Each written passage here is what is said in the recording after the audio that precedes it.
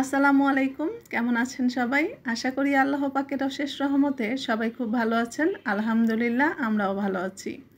বেশ কয়েকদিন প্রচণ্ড গরম পড়ার পর আজকে 2 দিন ধরে আবহাওয়াটা কিন্তু খুব ভালো। আজকে তো একটু বেশিই ভালো। আজকে সকালে ঘুম থেকে উঠেই দেখি বৃষ্টি। বৃষ্টি আসলে গতকাল থেকেই ছিল। কিন্তু আজকে ঝিরিঝিরি করে সারাদিনই পড়ছে। বৃষ্টি থামার একেবারেই কোনো নাম নেই। তো সকালে একটু আরাম করে ঘুমাচ্ছিলাম, কারণ অনেক দিন তো বৃষ্টি ছিল না। প্রচণ্ড গরম ছিল, প্রচণ্ড গরমে ভালো করে ঘুমাতে পারিনি, তাই আজকে একটু ভালো করে ঘুমিয়েছি। ঘুম থেকে উঠেই দেখি গ্যাস নেই। কি একটা অবস্থা বলেন তো। মানে একদিকে আরাম করতে গেলে আরেক দিকে কষ্ট হয়ে যায়। যাই হোক, আমার জন্য তত একটা কষ্ট হয়নি আলহামদুলিল্লাহ, কারণ গতকালকে যে রান্নাগুলো করেছিলাম, মানে এখন যে রান্নাগুলো দেখতে পাচ্ছেন এগুলো আমি গতকালকে করেছিলাম। তো গতকালকে অনেকগুলো রান্না করেছি, অনেক রকমের রান্না করেছি। সন্ধ্যায়ও কিছু রান্না করেছিলাম, কিন্তু সেই ভিডিওটা আর নেওয়া হয়নি। এগুলো সকালের রান্না বান্না ছিল, কিন্তু এগুলো সকালে দুপুরে খাওয়ার জন্য ছিল। যদিও সকালে দুপুরে এগুলো শেষ হয়নি, তাছাড়া আমার ছেলের দাওয়াত ছিল। তো ওর দাওয়াতের কারণেও তরকারি অনেকগুলো রয়ে গেছে ফ্রিজে। তাছাড়া আমার আগেরও একটু কিছু তরকারি রয়ে গেছে। তো এই জন্য ভাবলাম যে থাক, আজকের দিনটা পেরেশানি কম। আজকে দুপুরেও আমার ছেলের দাওয়াত আছে। তো শুধু আমার একার জন্য আর তেমন কোনো সমস্যাই হয়নি।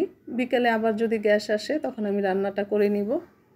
গতকালকে যা রান্না করেছিলাম সেটা হচ্ছে একটু মিষ্টি কুমড়া আলু দিয়ে পাঙ্গাস মাছ রান্না করেছিলাম। এভাবে ঝোল করে রান্না করে খেতে কিন্তু খুব ভালো লাগে।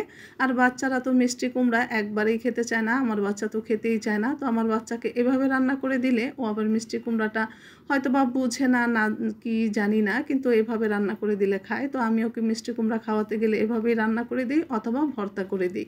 এই দুইভাবে ছাড়া আমার ছেলেকে আমি আর কোনোভাবেই মিষ্টি কুমড়া খাওয়াতে পারি না।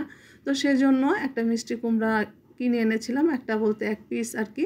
তো সেটাই আমি আগে মাছের মতো করে হলুদ লবণ মেখে তারপরে ভেজে নিয়েছি। খুব ভালো করে ভাজতে হবে এমনটা নয়, কিন্তু একটু পোড়া পোড়া করে ভাজতে পারলে ভালো হয় আর কি। মিষ্টি কুমড়ার যে আলাদা একটা ঘ্রাণ থাকে, সেই ঘ্রাণটা আর থাকে না। আর আমরা রেগুলার যে মশলা দিয়ে তরকারি রান্না করি, সেই মশলাগুলো দিয়ে কষিয়ে তারপরে আগে আমি আলুগুলো দিয়েছি, তারপরে মিষ্টি কুমড়াটা দিয়েছি, তারপরে মাছ দিয়ে এভাবে পর্যায়ক্রমে দিয়ে দিয়ে রান্নাটা করে নিয়েছি। রান্নার শেষে একটু ধনেপাতা ছিটিয়ে দিয়েছি। এগুলোর পাশাপাশি একটু বেগুন ভাজা করে নিয়েছিলাম আর ভাত রান্না করেছি। এই তো আজকে দুপুরের, আজকে না সরি গতকালকে দুপুরের সাধারণ আয়োজন ছিল। তো আজকে তো রান্নাই করিনি, আজকেও কিন্তু আমি দুপুরে এগুলো দিয়েই খাবার খেয়েছি। মানে একটু বেগুন ভাজা ছিল আর এই যে মিষ্টি কুমড়ার তরকারি সেটাও একটুখানি ছিল, আর গতকাল সন্ধ্যায় যে সবজিটা রান্না করেছিলাম সেটাও ছিল। এগুলো দিয়ে আজকে আমার দুপুরবেলা হয়ে গেছে।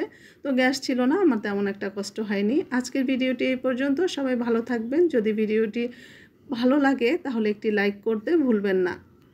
সবাই ভালো থাকবেন। সবার সুস্বাস্থ্য কামনা করে আজকে এইখানেই বিদায় নিচ্ছি। আল্লাহ হাফেজ। আসসালামু আলাইকুম।